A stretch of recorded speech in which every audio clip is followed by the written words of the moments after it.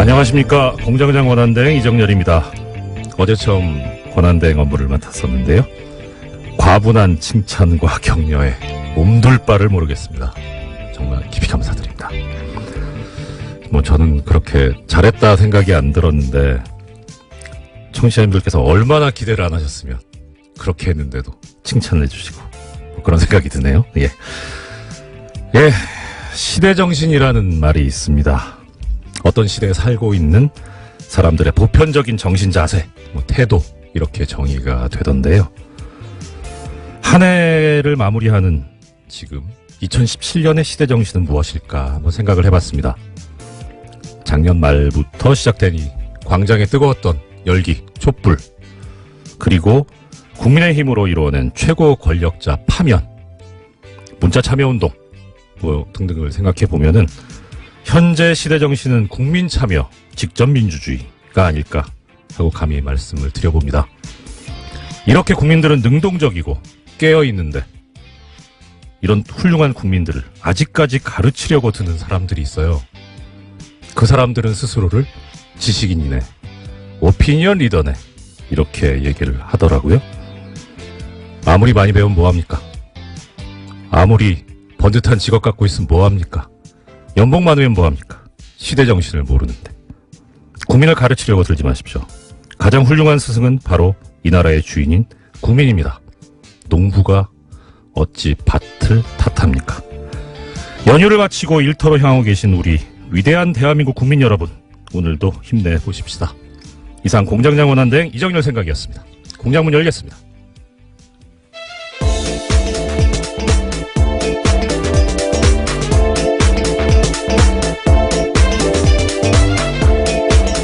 어서 오십시오. 시사인의 김은지입니다. 어제 뵙고 오늘 또 뵙는데 항상 반갑네요. 네, 반갑습니다. 예. 자, 오늘 좀 걱정은 돼요. 저 어제가 크리스마스여가지고 과연 뉴스가 있을까 싶은데 그럼에도 불구하고 또 튼실하게 준비를 해오신 김은지 기자님의 오늘 활약을 기대해보겠습니다. 어떤 소식 먼저 전해주시겠습니까? 네, 어제 크리스마스였는데요. 더불어민주당 추미애 대표와 자유한국당 홍준표 대표가 충북 제천 화재 현장을 찾아갔습니다. 두 사람은 사고 원인 및 대책을 놓고 극명한 입장 차이를 보였는데요. 추 대표는 소방 인력 및 장비 등의 확충이 시급하다라고 강조했고요. 반면에 홍 대표는 현장의 잘못된 대응으로 피해를 키웠다면서 세월호 참사 때와 닮은 꼴이다라고 지적했습니다. 예. 불행한 일이 벌어진 거는 이제 벌어진 거고, 문제는 원인을 어디에 두고 다시는 그런 일이 없도록 우리가 대비책을 세워야 되는데, 지금 말씀하신 바와 같이 원인에 대해서 서로 상반되게 생각들을 하고 계신 것 같아요. 근데 일단 좀 신경 써봐야 될 거는 객관적인 어떠한 상황이 과연 제대로 돼 있는가 하는 것을 염두에 둬야 될 것 같은데. 네, 그래서 추미애 대표 같은 경우에는 어제 지방의 열악한 소방 인프라 개선돼야 된다는 점을 강조했는데요. 네네. 현장에 들어갈 수 있는 요원은 4명뿐이었다라면서 적절한 소방 장비와 소방 인력이 신속하게 투입됐다라면 하는 아쉬움이 남는다라는 이야기를 강조했습니다. 예, 그렇습니다. 이 제천 화재 발생한 제천 같은 경우에 인구가 한 13만 여분 정도 된다고 그렇게 들었는데 이 도시의 사다리차가 하나라고 그러더라고요. 네, 굉장히 소방 인력도 부족하고요. 소방 장비도 부족해서 여러모로 현장에서 애를 먹었다라는 것들은 여러 차례 보도가 나왔습니다. 예, 그렇죠. 그리고 추미애 대표도 지적을 했는데 현장에 들어갈 수 있는 요원이 4명뿐이다. 그러니까 전부 소방서에 계신 분들이 10분 정도? 3교대제로 운영하고 있으니까 사실적으로 생각해도 3분, 많으면 4분. 근데 또 그런 말씀들 하시더라고요. 그러니까 실제 편제는 그렇게 돼 있는데 막상 신고받고 출동할 때는 2명만 가도 다행이다. 1명이 가는 경우가 너무 비일비재하다. 그러면서 가시면 사다리차 설치해야죠. 제일 많이 하시는 말씀이 그거더라고요. 왜 불 끄시려면 소방호스 가지고 물을 뿌려야 되잖아요. 근데 그냥 봐도 소방호스 이거 수압이 상당할 텐데 혼자서 갖고 하시면 이렇게 반동이라 그래야 되나요? 이렇게 튀어나와가지고 어떻게 몸이 밀릴 수 있는 그렇죠. 거죠. 훨씬 더 품이 있어 보이네요. 네, 반동이 더 그렇습니다. 반동은 왠지 반동 분자가 생각나서 좀 종북스러워서 싫어요. 네, 그래서 이 두 분이 해서 조를 이뤄야 운영하시- 되는 예. 상황일 것 같은데요. 조를 이뤄야 된다. 이것도 좋은 표현이죠. 예, 아유, 감사합니다. 오늘 저는 여러 안 차례. 되네요. 일단 현장의 인력과 장비가 이렇게 부실하고 열악한데 이건 확충해야 되지 않느냐. 네. 예. 오늘 아침 한겨레신문이 그와 같은 지적들을 했는데요. 아, 서울 네. 등 대도시와 제천 등 중소도시 사이의 소방 경력 차이가 굉장히 크다라는 겁니다. 제천 같은 경우에는 서울에 비해서 소방 인력이 절반이다라는 건데요. 네. 그러니까 기본적으로 어떤 위험의 양극화가 있을 수밖에 없는 상황이다라는 거죠. 그렇죠. 사실 뭐 수도권에 사는 분들이나 뭐 지방 도시에 사는 분들이나 뭐 생명의 소중함 다 똑같잖아요. 그러니까 여기에 대해서 격차를 두면 안 되는데 그런 또 보면은 여기에 대해서 사람들이 얘기를 할 때 이런 얘기들을 합니다. 지방자치단체 중에 소방서 설치가 안 돼 있는 데도 있고 또 그런데 한편으로 집값 떨어진다고 소방서 설치를 반대한 지방자치단체도 있고 또 이거 관련해서 그런 얘기가 있습니다. 소방직을 국가직으로 네, 지금 그렇죠. 이제 지방자치단체한테 맡겨져 있는데 지금 소방 인력들의 지금 굉장히 큰 염원 중에 하나입니다. 그렇죠. 예. 이게 어떻게 보면 그 지방분권화를 권력의 분산을 요구를 하고 있으니까 지방직화하는 게 맞지 않느냐, 그대로 두는 게 맞지 않느냐 하는데 지방직이 되려면 전제로서 지방자치단체의 예산이 풍부하고 그렇게 해서 지원이 잘 될 수 있어야 되는데 사실 우리나라 지방자치단체 중에 이 재정 자립도가 높은 데가 그렇게 많지 않지 않습니까? 그러니까 이런 인명을 다루는 생명과 국민의 안전을 다루는 이런 식은 그야말로 국가직으로 해서 빨리 예산 확충을 시키고 국민의 안전과 생명을 지킬 수 있도록 했으면 하는 그런 마음입니다. 그다음 뭐 제천 화재가 아무래도 큰 뉴스였으니까 관련 뉴스가 또 있는 것 같은데요. 네, 관련해서요. 이 지역의 국회의원인 자유한국당의 권석창 의원이 출입이 통제된 화재 현장에 들어가서 논란이 일었습니다. 화재 현장 방문해서 30분간 둘러보고요. 자신의 휴대전화로 현장을 촬영했다라고 하는데요. 못 들어가게 막자 자신이 국회의원이다라고 주장했다라고도 알려져 있습니다. 여기 왜 들어가셨답니까? 혹시 알려진 바가 있습니까? 자신의 주장은요. 네. 현장을 찾은 것은 의정활동의 일환이다라는 건데요. 현장을 통제해서 처음에는 경찰들과 실랑이가 있었지만 안전장비 갖추고 경찰관 입회하에 현장 들어갔다라고 주장하고 있습니다. 뭐 지역 국회의원이시니까 찾아가시는 것이 꼭 나쁘다고 할 수는 없는데 근데 이 현장이 아직 지금 뭐 조사가 완료된 게 아니라서 증거가 보존이 돼야 될 텐데 이 비전문가가 들어가서 좀 그렇지 않나 싶은데 네. 여기도 게다가 유족들도 출입을 못하고 있는 상황이라고 하는데요. 그래요? 유족 예. 대표 일부만 지난 23일에 합동 감식에 참관했다라고 합니다. 그렇기 때문에 현장에서 굉장히 여러 말이 나왔다라고 하는데요. 이게 그냥 뭐 이거 느낌인데 이 경찰분들께서 출입을 제지하셨으면 예전에 그 누구시죠? 김문수 경기도지사님. 네, 이제 119에 전화해서 굉장히 유명한 말을 했습니다. 나 김문수인데. 예. 맞다, 순대. 예. 그 순대가 아니고. 예, 그렇죠. 네. 지사님이라고 안 하셨나요? 처음에 경기도지사라고 했는데 그렇죠. 이제 그것을 알아듣지 못하니까 아마 자신의 이름을 밝혔던 것 같기도 하고요. 여기서도 그러면 나 국회의원인데라는 말이 나왔을 법한데 어떻습니까? 현장 제지하니까요. 충북 경찰서장에게 전화했다라는 보도를 제가 일부 봤는데 정확하게는 서장님한테 전화를 하시고 이런 것을 우리는 갑질이라고 하지요. 그래도 불행한 일이 벌어졌는데 가급적이면 좀 빨리빨리 이렇게 대처를 해서 상처를 치유할 수 있도록 서로 좀 힘을 합쳤으면 좋겠습니다. 여기 좀 도와주십시오. 네. 다음 소식 어떤 소식이 있습니까? 네, 최경환 자유한국당 의원이 특수활동비 1억 원을 받았다는 혐의로 구속영장 청구됐다라는 사실 다들 기억하실 텐데요. 네네. 이와 관련해서 영장실질심사가 올해 말까지 열리지 않을 것으로 보입니다. 그렇죠. 23일 종료 예정이었던 12월 임시국회가 여야 대치로 내년 1월 9일까지 연장됐기 때문인데요. 체포동의안을 처리할 국회 본회 일정이 잡히지 못하고 있습니다.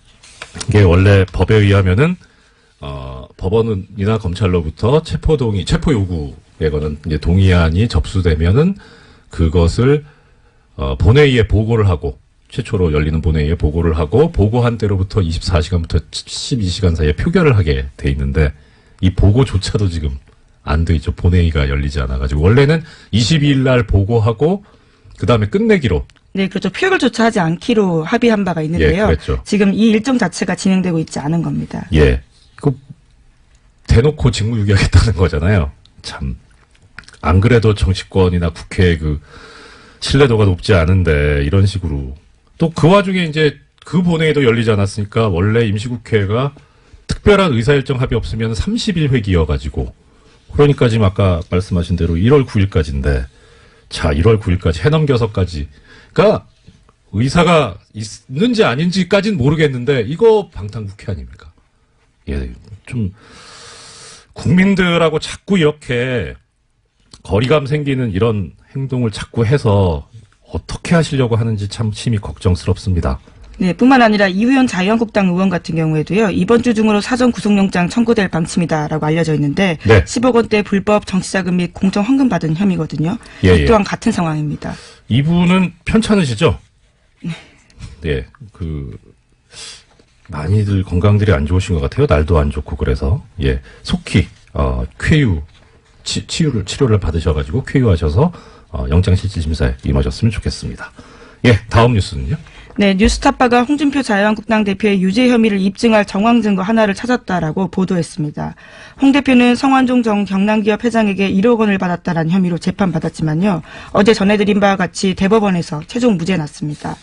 법원의 판단은 돈을 줬다고 말한 성완종 전 회장이 숨지게 전한 인터뷰가 증거 능력이 없고 또 돈을 전달했다고 하는 윤승모 전 경남기업 부회장의 진술의 신빙성이 떨어진다라고 판단했는데요. 윤 전 부회장 같은 경우에는 돈을 홍준표 의원실에서 줬다라고 했는데 당시 상황을 묘사한 바가 있습니다. 그런데 이 부분이 신뢰성이 떨어진다라는 거거든요. 뭐라고 진술했냐면 네. 척당 불기라는 글씨가 의원실에 걸려 있었는데 홍준표 대표 쪽 반박은 그것은 의원실이 아니라 당대표실에 걸려 있었다라고 주장한 겁니다. 그러니까 의원실엔 한 번도 걸려 있은 적이 없다라는 것들을 법원이 받아들인 건데요. 네네. 그런데 뉴스타파가 찾아낸 동영상을 보면 2010년 당시에 홍 대표 의원실에 관련된 글씨가 붙어 있습니다. 아이고 뭐 일반적으로 생각할 수 있는 거는 아니 왜 이렇게 바로 나올 거짓말을 하냐 하는 그런 비판 있을 수 있는데 저는 이 소식을 듣고 그 생각이 들더라고요. 빨리 좀 내놓지. 늦게 찾아나 봅니다. 그러니까요. 네. 아유 아까워요. 자 이거 관련해 가지고 많은 분들이 물으시는 게 새로운 증거가 나오지 않았냐. 그러면 이걸로 이제 상황이 바뀌었으니까 재심을 해서 처벌을 할 수 있지 않겠느냐 그런 문제를 제기를 하시던데요. 우리나라 형사소송법에 의하면 재심은 피고인에게 유리한 경우에만 할 수 있습니다. 무죄가 되거나 내지는 적어도 형을 낮출 수 있는 사정이 생겼을 때, 그런 증거가 발견되었을 때, 그때 할 수 있는 건데요.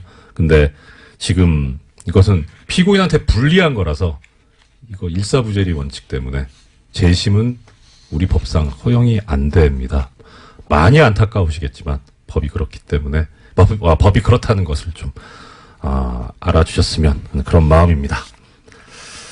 예, 그리고 또 중요한 소식이 하나 있다고요? 네, 검찰 과거사위원회 검토 대상 사건에 배우 고 장자연 씨 사건 등 8건이 추가됐다라고요. 중앙일보가 보도했습니다.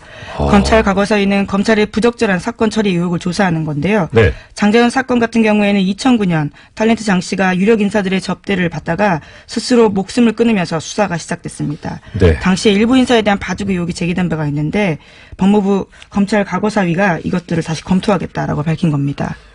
자, 검찰 과거사위원회에서 새로 이제 과거의 부실 수사에 관해서 진상조사를 하겠다는 말씀인데 지금 그 중에 장자연 씨 사건 기자님께서 말씀을 주셨습니다. 아시는 분들은 또 아시겠지만 어떤 분들은 또 모르실 수도 있으니까 이 사실관계를 좀 김 기자님께서 약간 설명해 주셨으면 좋겠습니다. 네, 이제 2009년에 벌어졌던 사건인데요. 말씀드렸던 바처럼 유력 인사들의 접대를 강요받다가 스스로 목숨을 끊었다면서 유언을 남기고 그리고 그 유언장이 있었거든요. 네네. 그 내용들이 그 당시 굉장히 화제였습니다. 예. 그런데 경찰 수사가 시작되었는데 경찰은 5명을 불구속 기소 의견만 하고 검찰에 송치했습니다. 그런데 그때는 성접대 의혹이 아예 빠져 있었거든요. 그러니까 이 문건에 보면요. 조선일보 사장이라는 의원이 있는데요. 이와 같은 술자리 참석했다라고 했던 인사들 10명 이름 모두 빠져 있었던 겁니다. 네. 그래서 검찰의 수사를 이어받았는데 김종승 씨와 유정호 씨 당시 매니저와 그리고 대표 명예훼손 혐의 그리고 폭행 혐의로 기소가 됐고요. 나머지는 모두 무혐의 처리된 바가 있습니다. 이게 지금 사실 애청자 여러분 꼭 기억해 주셔야 되는 게요. 이 장자연 씨, 고 장자연 씨 사건이요. 김은지 기자님 전문입니다. 예, 저기 주진우 기자가 전문이셨고요. 저는 예, 같이 그런 미담은 얘기하지 마시고요. 김은지 기자님 전문입니다. 예, 아니면 앞으로 전문으로 하도록 오늘부터 하겠습니다. 바로 전문이 되실 거고 계속 우리 애청자 여러분들 기억하시죠? 다스는 누구 겁니까? 이거는 뉴스공장에서 시작이 돼서 계속 하고 있죠. 장자연 씨는 누가 죽였습니까? 는 김은지 기자님께서 계속 파주실 것으로 기대하고 있습니다. 굉장히 무거운 숙제를 또 전해주시는데요. 예. 자, 여기에 근데 이제 관련되는, 아까 이제 뭐 접대 강요도 있었고, 껄끄러우실 수도 있는데, 언론사가 관련이 되어 있지 않습니까? 네, 그 당시에 그래서 검찰 공소장을 보면요. 장자연이 작성한 문서에 조선일보 사장이라는 기재가 있다는 사실만으로 피의자가 장자연으로부터 술 접대를 받았다거나 성매매를 하였다고 인정하기 부족하다라면서요. 결과적으로 방상문 사장 같은 경우에 증거 불충분으로 혐의 없음 처분받았습니다. 거참, 네. 그렇게 수사가 끝이 종결이 되고 그리고 나서 저는 자세히는 모르는데 그게 되게 마음이 아팠어요. 그러니까 장자연 씨께서 남긴 말씀 중에 어머니 기일인데 제사 때인데 나오라고. 어떻게 사람이 그럴 수가 있을까 싶었었거든요.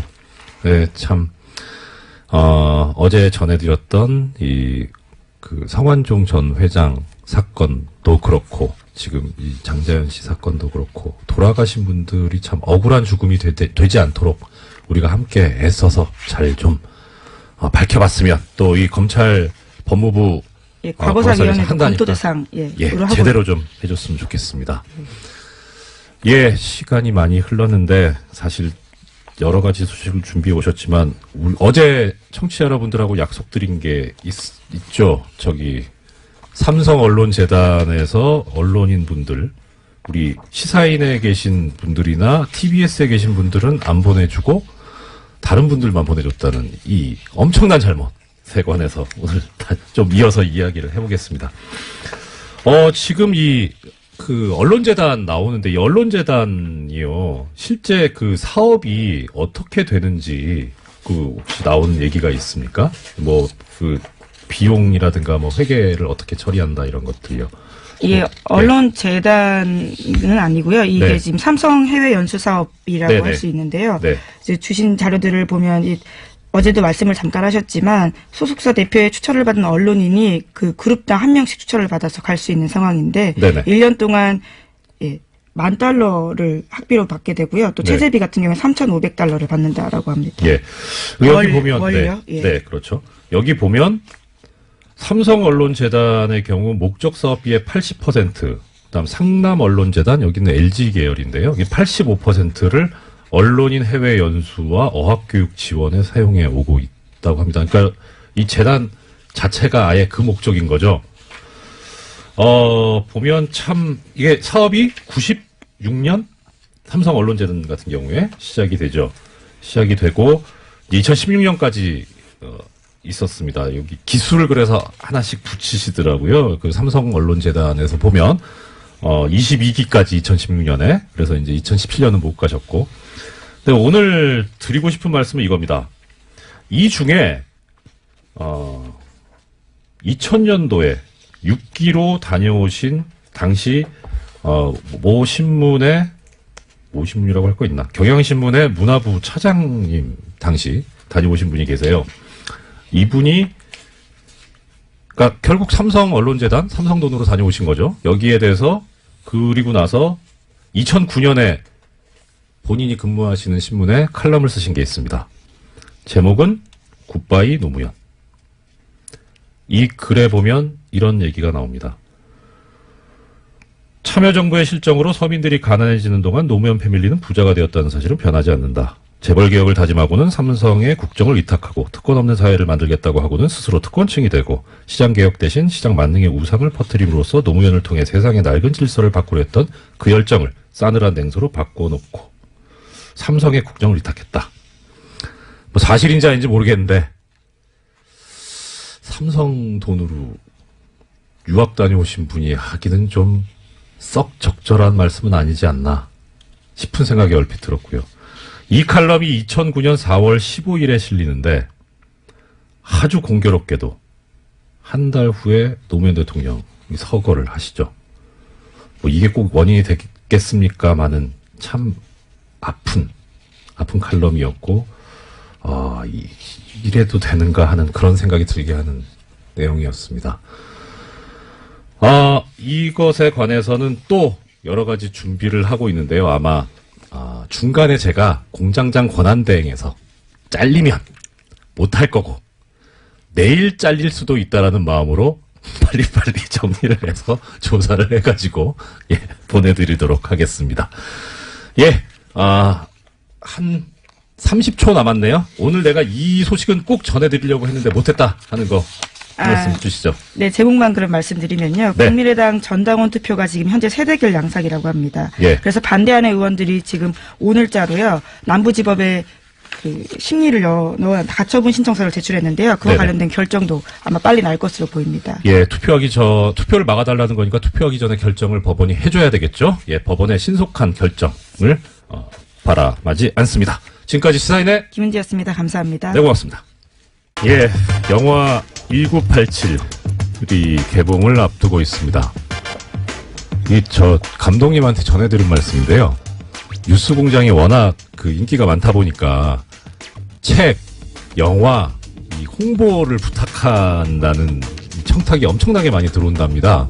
김영란법에 위반되지 않는 범위 내에 드리려고 하는 것 같은데, 근데 어떻든 뉴스공장에서 소개가 되면 크게 흥한다. 근데 사실 1987 영화에 관해서 전혀 껌한 통 받은 적도 없다고 하시는데 왜 그럼 오늘 1987 이 얘기를 꺼내느냐. 1987이란 영화가 1987년 6월 민주항쟁을 배경으로 하고 있죠. 거기에 대해서 또 관심이 커져가고 있는데 이 영화를 보시고 깊은 감명을 받으셨을 뿐만 아니라 이 시기에 관한 살아있는 역사이신 분을 한 분 모셨습니다.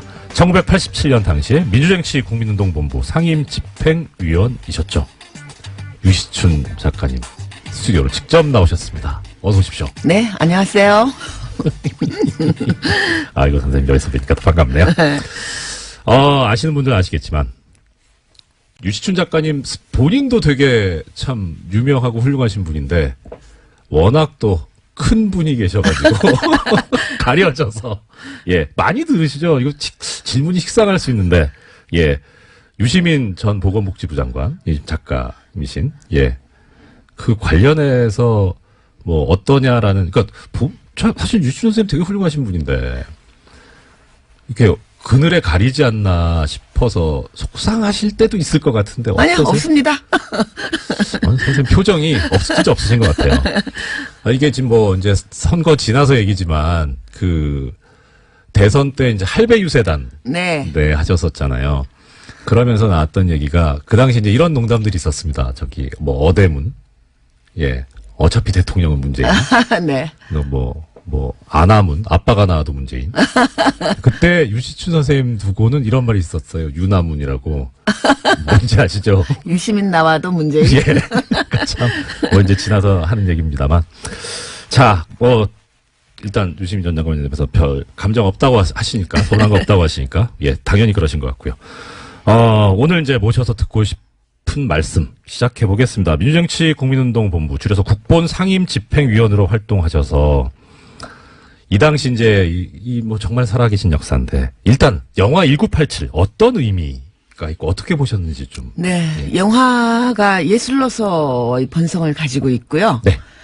또 그 어떤 예술과 문학도 그 시대의 사회 현실과 역사로부터 결코 자유로울 수 없습니다. 그렇기 때문에 대사회적인 기능을 갖고 있는데요.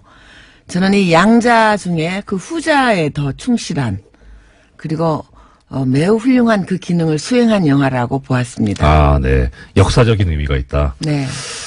자, 그러면 일단 1987년이면 만약에 1987년도에 태어났다고 해도 이제 30이잖아요. 그렇죠. 네. 그러니까 그 시절을 기억한다는 게 어떻게 보면은 기억하고 있는 사람들이면 일종의 이제 노털 얘기 들을 수 있는 일단 그러면 이 1987년 6월 항쟁이 왜 어떤 계기로 일어나게 된 건지 네. 그 시작부터 한번 말씀을 네, 부탁드립니다. 뭐 너무 기니까요. 제가 네. 간략하게 줄여서 예. 잘 말씀드릴게요. 여러분 아시다시피 그 박정희 유신 통치 체제는 사실 종신 집권 체제였습니다. 그렇죠. 근데 이제 내부의 분열로 박정희 대통령이 시해당하고 네. 민주주의를 갈구하던 국민들은 민주정부가 당연히 들어올 거라고 아주 합리적인 추론을 했는데 네. 뜻밖의 전두환과 그 신군부 일당이 광주에서 학살을 감행하고 그야말로 정권을 탈취했습니다. 그렇죠. 이제 그로부터 한 7년에 걸쳐서 그 정통성도 민주성도 역사성도 부재한 그 정권을 물리치고 네. 새로운 민주정부를 세우려는 열망이 국민들에게 광범위하게 퍼져 있었는데 그렇죠. 그중에서도 청년 학생들이 용기 있게 전위에 섰습니다. 예. 그러다 보니 청년 학생들이 감옥으로 많이 끌려갔어요. 많이 갔죠. 특히 5.18 광주 민중항쟁의 진상을 밝히기를 요구하는 학생들을 모두 잡아갔습니다. 네. 그래서 86년 12월 당시에 감옥에 약 예. 6천여 명의 청년 학생을 비롯한 양심수들이 갇혀 있었습니다. 6천 명이면 한 학교 그렇죠. 예. 진짜, 이제 예. 그러다 보니 수많은 학생들을 영장도 없이 체포 구금하고 고문하는 일이 네. 너무나 빈번했는데 네네. 언론의 재갈을 물려놓았기 때문에 아무도 그것을 보도하지 못했습니다. 예. 그래서 드디어 1987년 새해가 밝았을 때 네네. 1월 14일 날 박정철 군이 피의자도 아닌 참고인으로 불려갔다가 물론 영장도 없었습니다. 네. 가족에게 알리지도 않고요. 네. 비밀리에 잡아갔다가 지금 그 남영동 전철역 근처에 있는 예. 남영동 대공분실에서 참고인으로 조사를 받다가 물고문에 의해서 참혹하게 살해당합니다. 그런데 예. 이 박정철 사건은 결코 우연히 일어난 사건이 아닙니다. 네네. 그 이전에 이미 많은 박정철이 있었습니다. 예. 일일이 열건 못하겠지만 예. 1986년에 나온 변협, 대한변협에서 발간한 인권보고서에 보면 군대 끌려가서 의문의 죽음을 당한 학생들 네. 또 수사기관에 불려갔다가 뭐 아주 동떨어진 황간의 철로변의 시체로 발견된다든가 네. 이렇게 원인을 밝힐 수 없는 다만 수사기관에 의한 의문의 죽음이라고 추정되는 여러 죽음들이 있었습니다. 맞습니다. 예, 그것이 누적되어서 일어났고요. 그리고 86년 11월 말에 애국학생 청년연합이라고 해서 애학투가 네네. 1,400명이 민주정부 수립을 요구하면서 건국대를 점거한 사건이 있었는데요. 참 이제 기억도 새롭습니다. 네, 근데 그때 건대 이제 사태. 네, 건대 사태인데요. 네. 그때 모든 이 간제 언론, 예. 정부의 검열을 받는 언론들은 그것을 시키는 대로 정부가 전두환이 시키는 대로 무슨 공산주의 투쟁, 네. 또 일본의 적군파를 모방한 좌익 게릴라 네. 투쟁이다. 네. 이렇게 다 빨간칠을 하고 뒤집어 씌울 때인데 그 사법사상 유례가 없이 1,200여 명이 구속이 되었고요. 예. 그래서 감옥이 터져나갈 지경에 이르렀고 드디어 박종철 사건을 고문하고 난 다음에 시체를 깜짝같이 내다버리지도 못하고 네. 화장하지도 못하고 네. 들켜버린 겁니다. 그렇죠. 네. 예. 그래서 들켜버려서 예. 이 사건이 굉장히 국민들의 공분을 일으켰고요. 여러분 예. 잘 아시다시피 그 영화에 자세히 나옵니다만 네. 참 그 얼토당토 않고 어떻게 보면 초등학생 수준도 못 되는 그런 대응을 경찰이 내놓습니다. 책상을 유명한 말 탁 있었죠. 치니까 억 하고 죽었다. 예. 당시에 강민창 치안본부장으로 네, 그렇습니다. 기억하는데. 박처원 본부장도 있고 예. 이분들이 그 2, 3일 동안 그렇게 머리를 맞대고 수기한 결과가 겨우 그렇게 유치짬뽕인 탁 치니까 억하고 네. 죽었다는 유명한 말을 어록을 남겼습니다. 네네. 그래서 저는 이 박종철 사건을 보면서 역사는 간혹 우연을 통해 필연을 관찰한다는 말이 있습니다. 우연을 통해 필연을 관찰한다. 이 우연한 사건처럼 보이지만 결코 우연한 사건이 아닌 박종철 군 고문치사 사건이 일어남으로써 네. 그리고 드디어 그 고문까지 조작, 은폐한 이 정황이 드러나면서 국민들의 공분이 하늘을 찔렀고요. 그리고 모든 국민들이 그 누구도 검사의 청구에 의해서 법원이 발부한 영장에 의해서는 체포구금되지 않는 네. 헌법의 정신을 실천할 것을 네. 요구를 했고 예. 체육관에서 저희들끼리 쑥덕쑥덕 대통령을 뽑는 것이 아니라 공화국의 주인인 국민의 참정권을 되돌려 달라고 요구하기에 이르는 것입니다. 그렇죠. 예, 약간 부연 설명을 해드리자면 당시에 고문에 가담했던 사람이 전부 5명인가 그랬었죠. 그런데 2사람이 한 것으로 축소하고 2사람이 다 뒤집어쓰고 네. 들어갔다가 네. 구치소 안에서 사실은 3명이 더 있었다라는 얘기가 밖으로 흘러나오고 그것을 천주교 정의구현 네, 그 사태라는- 얘기 제가 좀 말씀드릴게요. 예. 참 이 역사가요, 뒤돌아서 생각하면, 저는 무신론자인데, 이럴 네. 때면 하늘이 계시지 않나 하는 생각이 드는데요. 네. 그래서 이제 그 5명 중에 A, B, C, D, E, F 중에 EF가 이제 뒤집어 썼단 말이죠. 예. 자기들은 나중에 이렇게 팔 잡아주는 정도의 조력자였어요. 근데 네. 생각하니까 이거 고문치사라는 엄청난 범죄를 네. 둘이 다 뒤집어 쓰고 갈 생각을 하니까 아득하니까 울면서 예. 토로한 거예요. 네. 그거를 감옥에 계시던 양심수 한 분이 예. 적어서 이부영? 이부영 선생님이 들으셨고 네. 그걸 또 그 당시에 그 있던 교도관이 예. 같으로 전달을 했습니다. 그런데 네. 과연 이 엄청난 사실을 누구에게 전달할 건가 예. 하고 한참을 고민을 했는데 첫째는 그때 개원청원 예. 국민운동을 벌이고 있던 야당에게 전할 건가 네. 그럼 아니면은 뭐 학생들에게 전할 건가 예. 그게 누구에게 전해야 이것이 가장 국민들에게 믿음을 주고 네. 의분을 불러일으킬까 하는 것을 고민한 끝에 예. 정의구현 사재단이라는 그 신부님 예, 신부님들한테. 조직에 전하게 됩니다. 그때 뉴스 공장이 있었어야 되는데. 그때 뉴스공장이 있었으면은 아깝습니다. 박종철 사건이 일어나지도 않았죠. 하긴 그렇겠네요. 네. 네. 이 짧은 생각. 네. 자.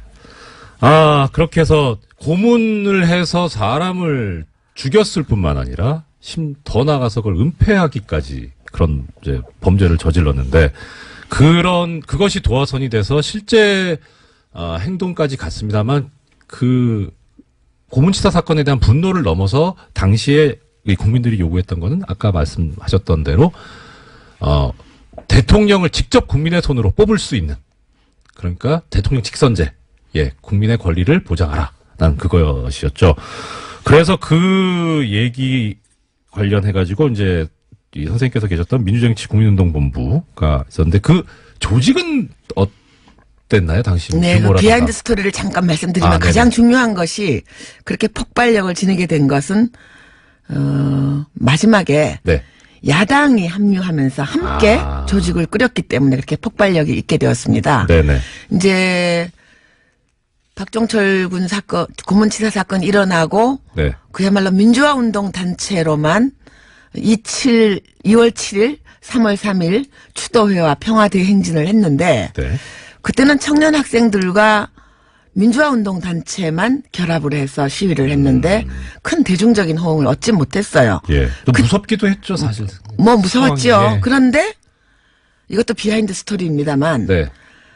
3.3 추도 집회가 평화대회 행진이 아주 형편없이 그 학생들과 제야단체만으로 네.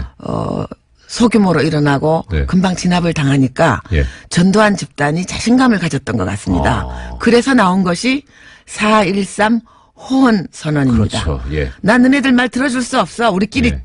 체육관에서 대통령 뽑을래. 네. 난 너태우한테 줄 거야. 야. 하는 선언을 4월 13일 날 하게 됩니다. 4.13 호언도 참, 근데, 오랜만에 듣네요. 네. 예. 그 직전에 네. 몇 년 전에 그 심윤경이라는 이름으로 예. 주한미 대사를 했던 스티븐슨이라는 여성분 계십니다. 아, 한국말도 잘하시는. 네네. 그때는 미국 대사관 참사관이었어요. 예, 예, 예. 그분이 우리를 찾아왔어요. 와서 좀 우호적이었어요. 저희 예, 민주화운동 예, 예. 세력에게. 네. 와서 조심하라고. 어휴. 지금 전두환은 눈에 보이는 게 없다. 어휴. 그리고 내일 모레쯤 아마 호언으로 그러니까 아. 자기들끼리 체육관에서 다시 권력을 승계하겠다는 선언을 할 거다. 예. 그리고 탄압이 더 극심해질 테니 몸 관수를 잘 하라. 왜냐? 그 이유는 27 추도 집회와 33 평화대행진이 당신들만의 집회로 끝나지 않았느냐. 아. 전두환이 자신감을 가진 것 같다. 아. 조심하라고 우리에게 살짝 일러주고 갔어요. 어떠셨어요? 그때 기분이? 뭐 그러거나 말거나 하네. 우리는 우리 길을 간다. 어유 대단하십니다. 저 듣고 있는 그냥 앉아서 이 말씀만 듣고 있는 저도 등골이 오싹해지는데. 그래서 이제 4.13 호언 선언이 사실상 국본 결성의 예. 불을 지핀 겁니다. 아, 도저히 이제는 안 되겠구나. 네. 자기들끼리 체육관에서 모여서 쑥쑥 하면서 나 두한이는 나 친구 노태우한테 물려줄 거야. 너네들 네. 눈 감고 입 닫고 가만히 있어 이 자식들아 주는 거나 먹고 이런 선언이었단 말이죠. 그러니까 네. 4.13 호언이 나고 그 이틀 뒤에 그 국본을 결성하는 초동 모임을 저기서 하게 됩니다. 예. 그러면요. 그 초동 모임. 국본 결성하시고, 그게, 아까 3.3 대행진까지 말씀하셨고, 4.13 호언까지 나왔으니까 대략 5월? 아닙니다. 4.13 호언 나고, 예. 이건 정말 참을 수가 없다. 아, 네. 이렇게 돼서 4월 16일 날인가요? 아, 4월 바로. 우이동 개나리 산장이라는 허름한 집에서 네. 한 10명쯤 모여서 예. 초동을 꾸렸고요. 그때는 아. 그렇게 정당이 합류할 거라까지는 생각을 안 했는데, 네. 이제 종교단체, 제야단체, 학생운동단체가 모두 하나로 모여야 되겠다는 첫 모임을 한 게 아마 그 다음 날이었던 것 같습니다. 그럼 4월 15일, 6일. 근데 그때 제가 기억하기로는 이제 그 당시 87년도의 상황을 나중에 이제 6월 항쟁이라고 부르지 않습니까? 그리고 그 6월 항쟁이라고 명명된 이유가 6월 10일 날 네네. 큰 대규모 집회가 있었고요. 6월 10일 이 연절이쯤에 이제 이 국본이나 선생님 네. 그래서 이제 긴 논의를 거친 다음에 네. 마지막에 갑론을박을 했던 것이 야당을 참여시킬 거다. 네. 그랬는데 네. 결과적으로 생각하면 야당을 참여시킨 건 너무나 잘한 일이었습니다. 잘했습니다. 그러니까 지역적으로는 뭐 제주에서 서울까지, 네.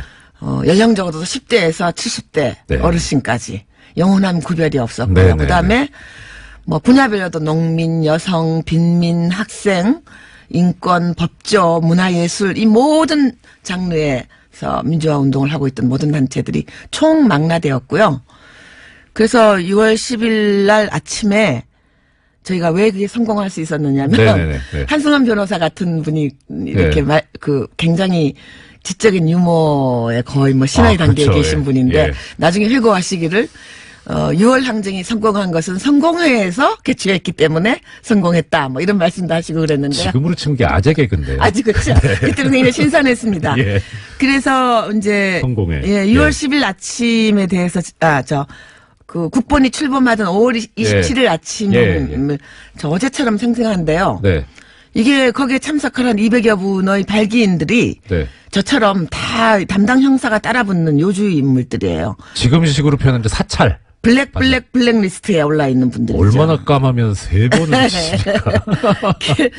그렇기 때문에 예. 이 장소를 사전에 알릴 수가 없었습니다. 그렇죠. 정하질 않았어요. 그리고 새 나갈지가 모르기 때문에. 아니, 지금처럼 뭐 무슨 단체방이 있는 것도 아니고. 네, 왜냐하면 그 국본을 결성한 무언가 얘네들이 일을 할 거라는 거는 이제 수사기관도 알고 있었는데 예.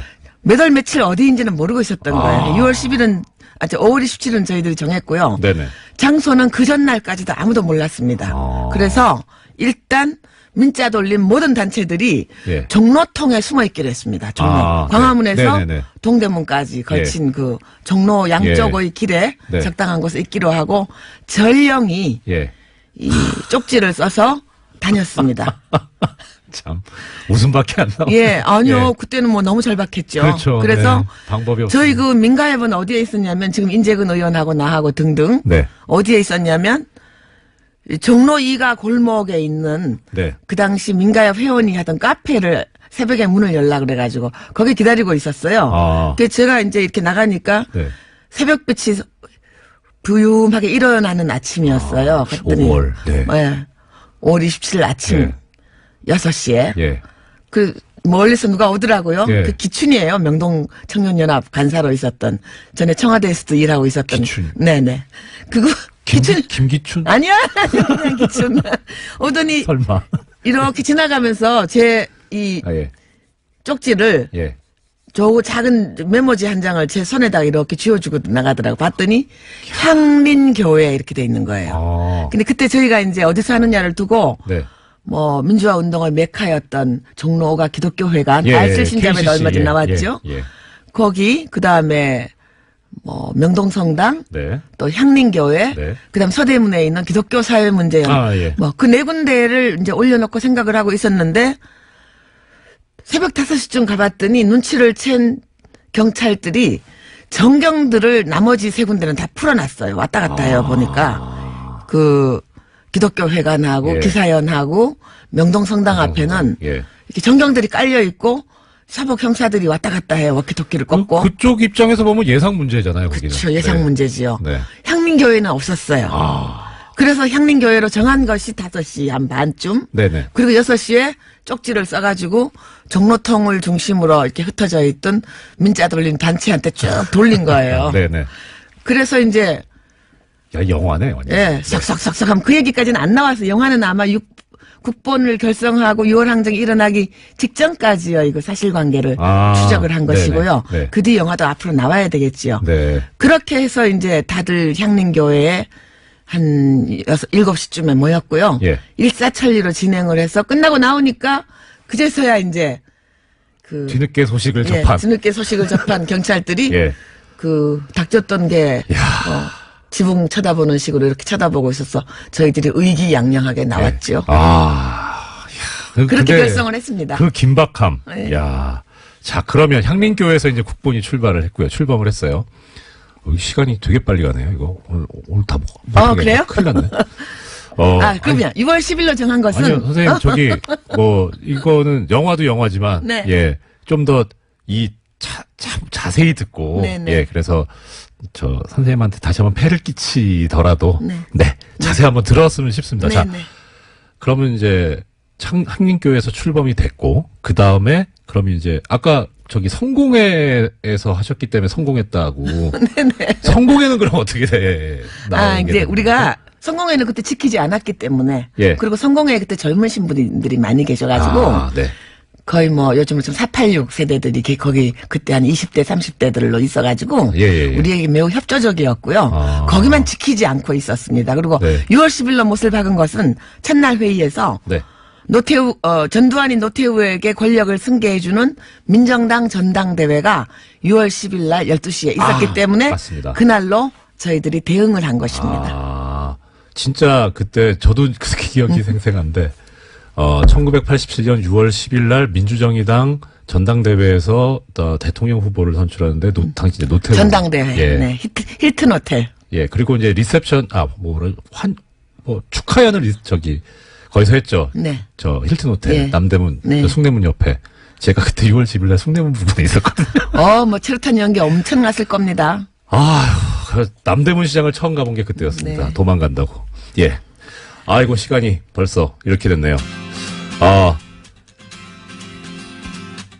막간에 제가 선생님 다시 한번, 설득을 해서 내일 한번 모시도록 하겠습니다. 선생님, 네. 오늘 말씀 감사합니다. 근데요. 네. 6월 10일 날. 네. 전경이 그냥 물샐 틈 없이 에워싸고 있는 삼겹사겹의 그걸 해치고 성공에 진입에 성공한 20명의 얘기가 하나하나가 영화입니다.